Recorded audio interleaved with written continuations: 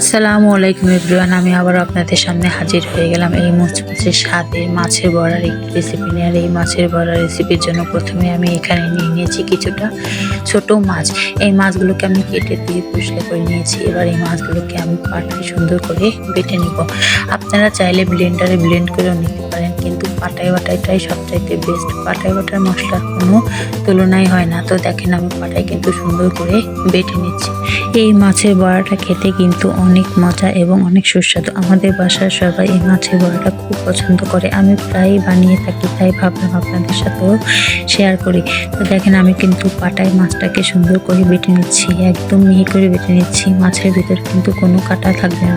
যদি কাঁটা থেকে যায় তাহলে কিন্তু আপনার বড়াটা খেতে ভালো লাগবে না। এজন্য আমি মাছটাকে সুন্দর করে পাটায় বেটে নিয়েছি। তো দেখেন আপনাদেরকে আবারও আমি দেখিয়ে দিচ্ছি যে মাছটা কত সুন্দর বাটা হয়ে গেছে। তো দেখেন মাছের ভিতরে কোনো আঁশ নেই, কোনো কাঁটা নেই, কিচ্ছু নেই। মাছটা সুন্দরভাবে মিহিভাবে বাটা হয়ে গেছে। তো এই মাছ বাটার এবার একটা পাত্র দিয়ে দিব পাতাকপি কুচি, এবার দিয়ে দিব আলু কুচি, দিয়ে দিব কুচি করে রাখা ধনিয়া পাতা, দিয়ে দিব পেঁয়াজ আর মরিচ কুচি, দিয়ে দিব আদা রসুন বাটা, দিয়ে দিব জিরা বাটা আর গরম মশলা বাটা। এবার দিয়ে দিব স্বাদ মতো লবণ আর দিয়ে দিব পরিমাণ মতো হলুদের গুঁড়া। এই সবগুলোকে একসঙ্গে আমি সুন্দর করে মেখে নেব। তো দেখেন আমি সুন্দর করে মেখে নিচ্ছি। আপনারা চাইলে এর ভিতরে চালের গুঁড়ি অথবা বেসনও দিয়ে বানাতে পারেন। তো আমি কিন্তু বেসন চালের গুঁড়ি কোনোটাই দিইনি, আমি শুধু মাছ আর এই ফুলকপি আলু এগুলো দিয়েই বানাবো। তো দেখেন আমি কিন্তু সুন্দর করে এগুলোকে মেখে নিচ্ছি।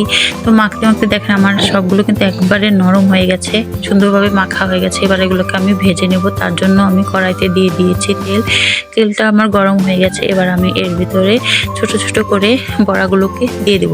তো এই বড়াগুলো কিন্তু গরম ভাতের সাথে খেতে কিন্তু অনেক মজা। আপনারাও বাসায় এভাবে বানিয়ে খেয়ে দেখবেন, আপনাদের বাচ্চাদেরকেও বানিয়ে দিবেন, বিকালের নাস্তা হিসাবে খাবেন। তো দেখেন আমি কিন্তু সুন্দরভাবে এগুলোকে উল্টে দিচ্ছি। এবার এগুলোকে আমি খুন্তি দিয়ে চেপে চেপে কড়া করে ভেজে নিব। তো দেখেন আমি সুন্দর করে কড়া করে ভেজে নিচ্ছি। আমার বড়াগুলো কিন্তু কড়া করে ভাজা হয়ে গেছে। এবার আমি বড়াগুলোকে তুলে নেব। তো আজকের এই বড়া রেসিপিটি যদি আপনাদের কাছে ভালো লেগে থাকে তাহলে অবশ্যই আমার ইউটিউব চ্যানেলটিকে সাবস্ক্রাইব করে দিবেন আর বেল বাটনে ক্লিক করে দিবেন।